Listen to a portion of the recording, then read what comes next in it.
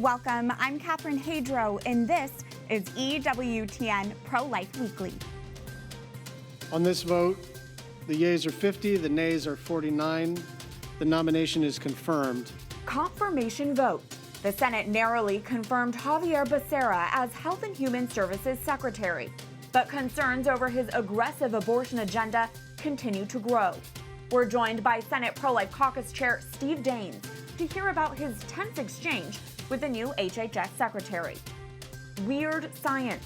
Scientists are growing mouse embryos in an artificial womb for longer than has ever been possible.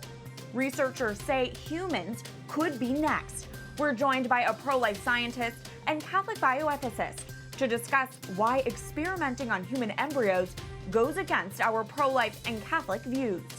And Project Mom. Students at the University of Notre Dame get creative during the pandemic to help expecting mothers and families in need.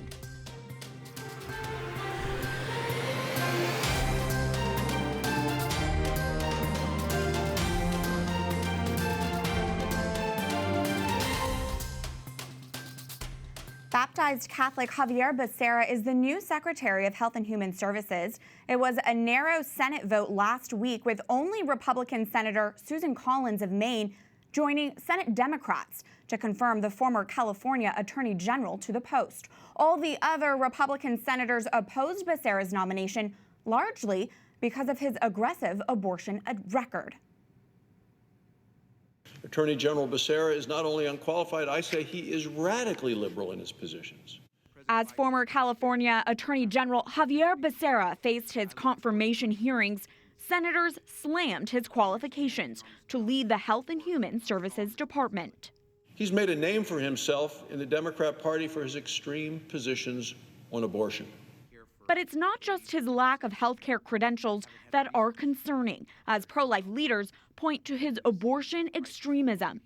In a statement released on the day of Becerra's confirmation vote, Marjorie Dannenfelser, president of the Susan B. Anthony List, said, quote, Becerra is infamous in the pro-life movement, well known for his record of attacking pro-life policies protecting unborn life, as well as assaulting the conscience rights of pro-life Americans. President Biden could not have picked a more eager and enthusiastic partner to destroy pro-life policy and expand abortion on demand. Becerra previously spent more than 20 years in Congress pushing a pro-abortion agenda. During his first term in the House of Representatives, he voted against the Hyde Amendment and later voted 3 times against the No Taxpayer Funding for Abortion Act. Could you name one abortion restriction that you might support? Senator, let me try to respond this way. I have tried to make sure on this important issue for so many people, where oftentimes, again, we have different views, but deeply held views, that I have tried to make sure that I am abiding by the law.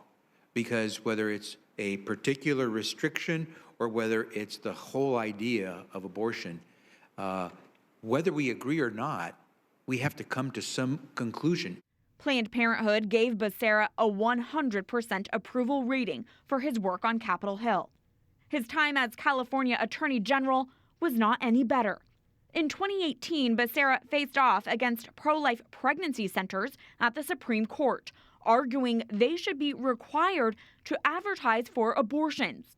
In 2019, he was back at the High Court, this time against the Little Sisters of the Poor, trying to take away their religious exemption to the contraceptive mandate, which would mean the religious order would be forced to violate their conscience. It's a role he's tried to diminish. By the way, I have never sued the nuns, any nuns. I have taken on the federal government, but I've never sued any affiliation of nuns.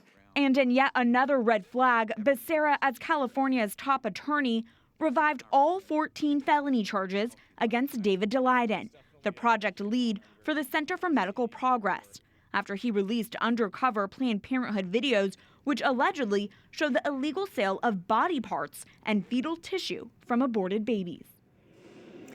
Senator Steve Daines of Montana, the chair of the Senate Pro-Life Caucus, joins us now from Capitol Hill. Senator, welcome back. I want our viewers to hear part of your exchange with Becerra during his Senate confirmation hearings when you pressed him on whether he would support any abortion restriction. Let's take a listen. We're going to be the head of the HHS. It's a huge organization, has profound impact on our society. How about a ban on sex-selective abortion? Whether the little baby is a male or a female, would you say you can't have a sex-selective abortion? And I respect those who take a particular view. My job will be to make sure that I am following the law. Senator, what did you learn about Secretary Becerra based on your exchanges with him? Well, that exchange I had with him in front of the committee just confirms what we have known, is that he is the most radical pro-abortion cabinet official probably that I've ever seen serve here in Washington, D.C. And sadly, Catherine, he's going to be heading the Health and Human Services Department, which has $1.2 trillion of spending oversight. That's more than any other cabinet position in the United States. But I pressed him. I asked him, what about gender selection abortion?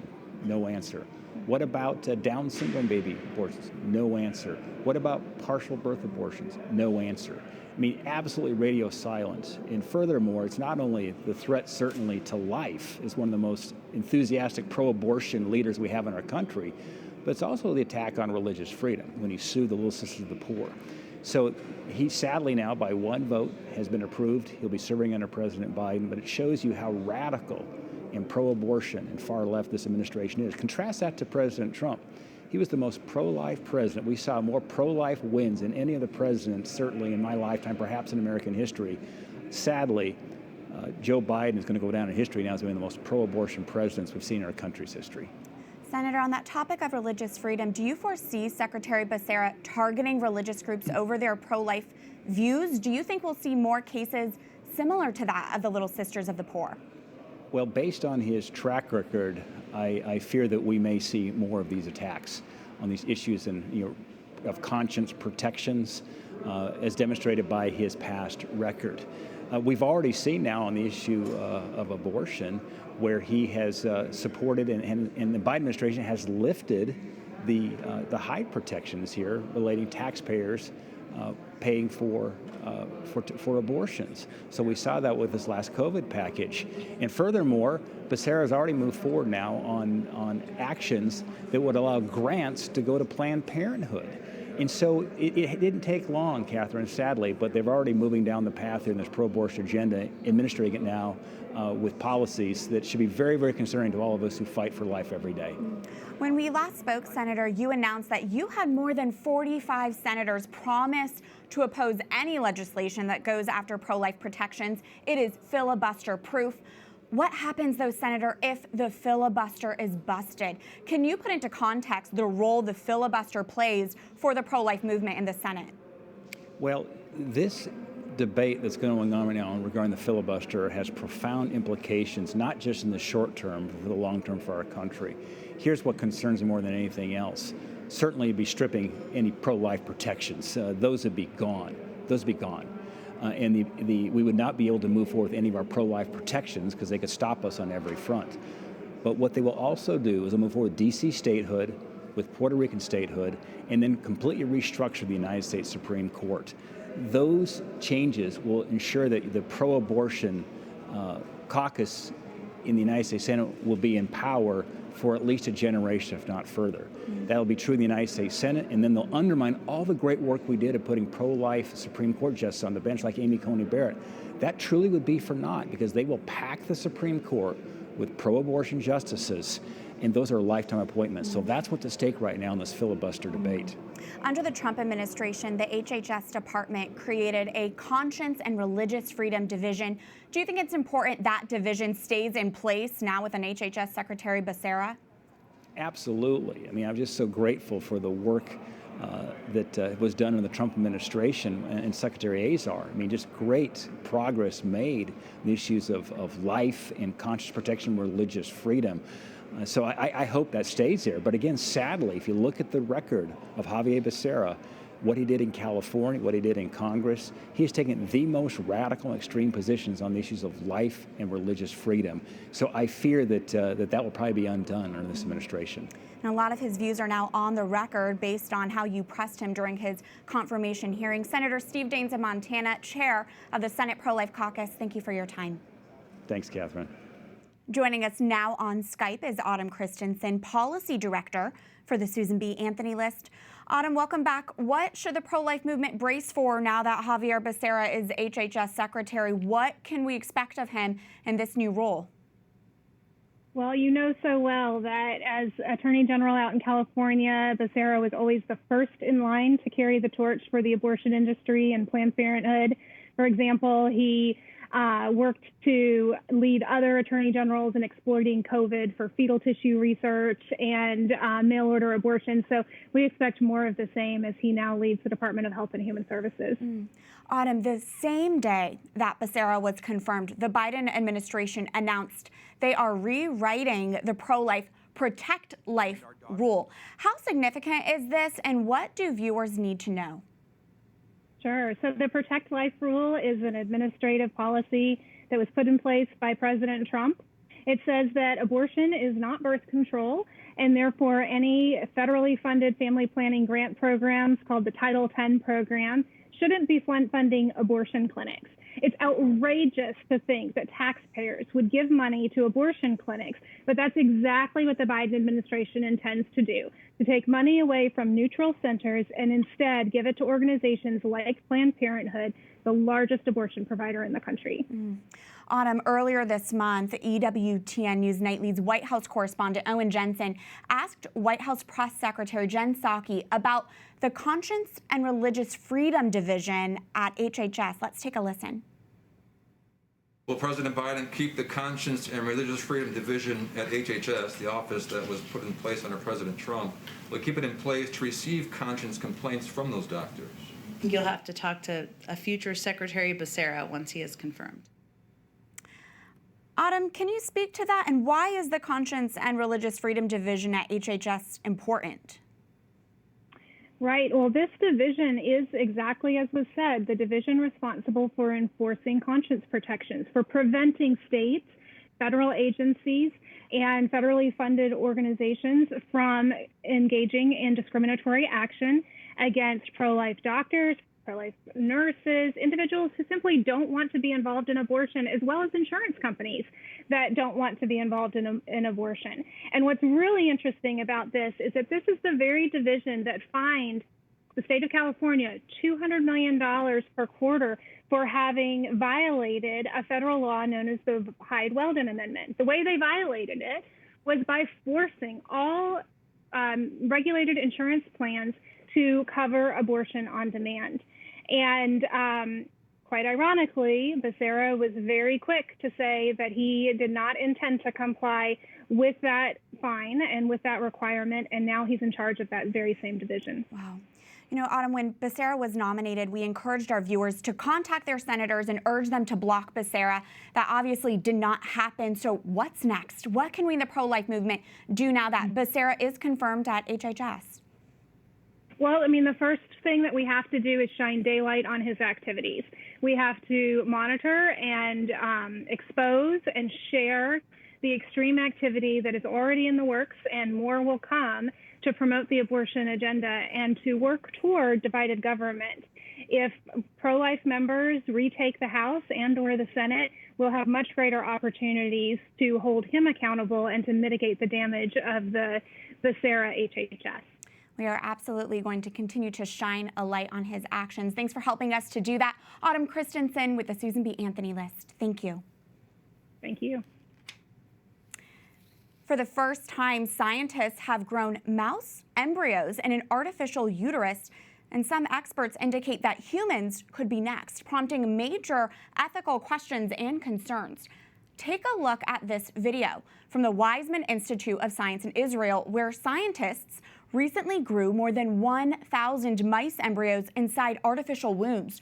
According to a study published last week in the journal Nature, the researchers removed embryos from the uteruses of mice at 5 days gestation and grew them for 6 more days in the artificial wombs. That marked about halfway through their gestation period. The experiments, scientists say, were meant to help them understand how mammals develop and how gene mutations, nutrients, and environmental conditions may affect a fetus. Up until now, researchers could only fertilize eggs from mammals in the lab and grow them for a short time. A developmental biologist at the Weizmann Institute of Science told Technology Review, quote, "This sets the stage for other species. I hope that it will allow scientists to grow human embryos until week 5. He continued, "I do understand the difficulties. I understand you are entering the domain of abortions. So I would advocate for growing it until day 40 and then disposing of it." Lots to talk about here, and we're joined now on Skype by Dr. Joseph Meaney, president of the National Catholic Bioethics Center, and by Dr. David Prentice, vice president and research director for the Charlotte Lozier Institute. Welcome to you both. David, what's your greatest concern with these experiments of growing mice in an artificial womb? I think the greatest concern is that it doesn't stop with mice. As you indicated, this researcher in Israel already would like to start doing the same type of experiments with human embryos, essentially growing human embryos to the point where the heart is fully beating, the brain starting to develop, and other items that obviously are important to make us human. We really think there should be a 0-day limit in terms of growing human embryos. Absolutely. Joseph, the Catholic Church condemns ending the life of a human at any stage of development, including on day 1 of life at the moment of fertilization. If humans were to be experimented on next, would it entail killing human life at the earliest stages?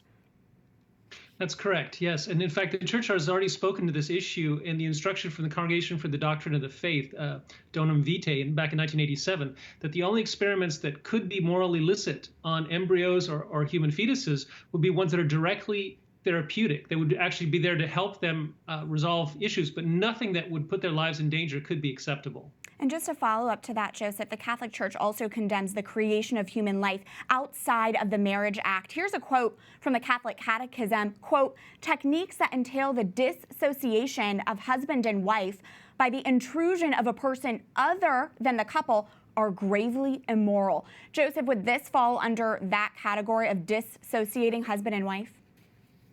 That's correct. Yes. I mean, the thing that I see is very, very problematic in terms of treatment for infertility, et cetera. The Church is very clear. What is acceptable is something that assists the marital act. But anything that would replace the marital act, like in vitro fertilization, where the conception takes place in a lab, which is what they would want to do here, is completely unacceptable to the Church. David, how do you think now having Xavier Becerra as our new HHS Secretary might change ethical oversight of similar experiments in the United States? Are you concerned at all that that might happen? Definitely we're concerned. Secretary Becerra is no friend to the pro-life community.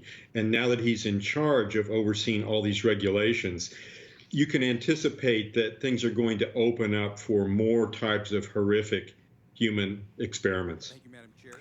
Joseph, scientists argue that this research may help us learn more about why some pregnancies end in miscarriage. What's your response to people who ask, well, isn't that a good thing for us to learn? Aren't those experiments worth it for that?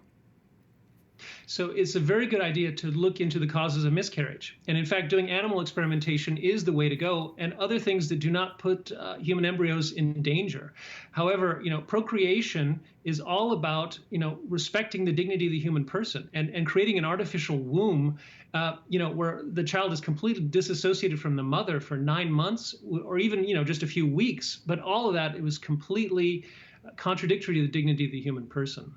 David, from your expertise, are we correct to assume there could be a slippery slope here? I mean, these experiments right now are just on mouse embryos. They have not yet experimented on human embryos here with the artificial womb. Are we correct to be concerned that may come next?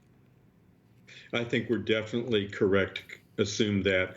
The researcher in Israel indicated he wanted to move in that direction. Scientists up to this point have been limited because they were unable to go beyond a few days. Well, now we're going to see a rush to try and experiment on human beings early in their life.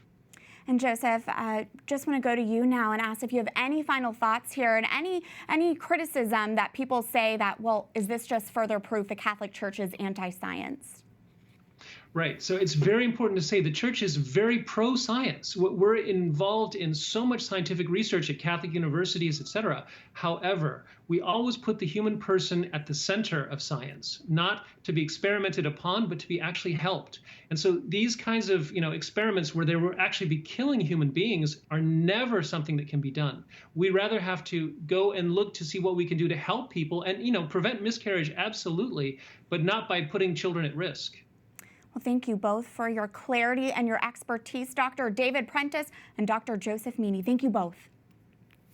Thank you. Coming up, actress Melissa McCarthy joined Planned Parenthood's president for an online event calling the pro-life movement hate-filled. More on that when we return. Plus, how one Catholic university is helping to shower mothers in need even amidst the coronavirus pandemic.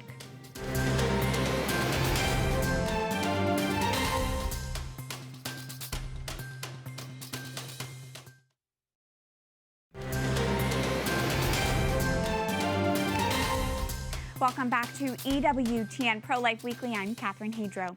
Actress Melissa McCarthy teamed up with the president of Planned Parenthood for an online conversation last week full of abortion propaganda and lies about the pro-life movement. That is this week's Speak Out segment. As part of an ongoing series called Conversations with Changemakers, the Little Market nonprofit hosted an online discussion between actress and comedian Melissa McCarthy and Planned Parenthood president Alexis McGill-Johnson. McCarthy spent a lot of time discussing her past experience of going to Planned Parenthood and her negative portrayal of pro-life sidewalk counselors. Take a listen. And I remember fighting through people to get in there, and I just thought, going for my annual checkup, why are you screaming at me? And I was like, oh, they're troubled. But I just pushed past them and kept going in. Walking through those protesters and people screaming things at me, I thought, you don't know me. You don't know my story. You are not who, if I needed your help, you would not be there to help me. I feel like Planned Parenthood is so bullied, and all it's doing is helping people. McCarthy went on to depict the pro-life voice as loud and hate-filled. Also during the conversation, the head of Planned Parenthood celebrated that more and more fictional TV and movie characters are getting abortions on screen. Melissa McCarthy is a comedic actress, but there's nothing funny about her support for Planned Parenthood. Calling pro-life sidewalk counselors troubled and hate-filled is a disingenuous portrayal of the prayerful and peaceful pro-life presence outside of abortion facilities. To depict pro-lifers as an angry group is a lazy trope and not an accurate depiction of the movement today. Sidewalk counselors offer care, support, hope, and resources to mothers in need. But Planned Parenthood, the nation's largest abortion provider, knows that it needs to rely on lies, half-truths, and Hollywood to maintain its public image and bottom line. Melissa McCarthy, if you want to get a real picture of the pro-life movement, you are welcome over anytime.